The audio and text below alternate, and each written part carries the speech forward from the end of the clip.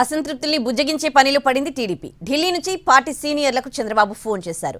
12 నియోజకవర్గాల నాయకులతో మాట్లాడారు. టికెట్ దక్కని వారికి న్యాయం చేస్తానని హామీ ఇచ్చారు.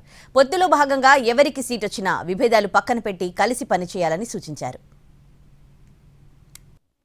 బీజేపీ హైకమాండ్తో టీడీపీ అధినేత చంద్రబాబు చర్చలు జరుపుతున్నారు.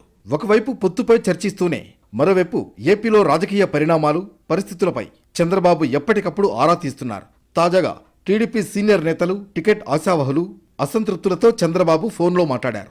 తొలి విడత అభ్యర్థుల సీట్ల ప్రకటన అనంతరం ఆయా నియోజకవర్గాల్లో పరిస్థితులపై అభ్యర్థులతో చంద్రబాబు నేరుగా చర్చించారు. పలు నియోజకవర్గాల్లో అసంతృప్తుల్ని చంద్రబాబు బుజ్జగించారు.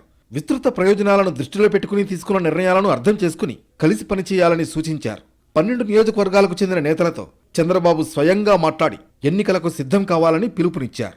పొత్తులో భాగంగా ఆయా నియోజకవర్గాల్లో ఎవరికి సీటు వచ్చినా గెలిపించేందుకు పనిచేయాలని సూచన చేశారు చంద్రబాబు.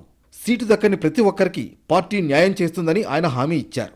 స్వయంగా చంద్రబాబు మాట్లాడడంతో అసంతృప్తులు చల్లబడ్డారని ఆ పార్టీ నేతలు అంటున్నారు. మరోవైపు 4 దశాబ్దాల శత్రుత్వానికి వీడ్కోలు పలికి కొణతాల, దాడి వీరభద్రరావు స్నేహగీతం ఆలపించారు. తొలిసారి దాడి వీరభద్రరావు ఇంటి గుమ్మం తొక్కారు కొణతాల. వచ్చే ఎన్నికల్లో తనకు సహకరించమని కోరారు. దాడి కూడా సానుకూలంగా స్పందించి సహకరిస్తానని చెప్పినట్లు తెలుస్తుంది.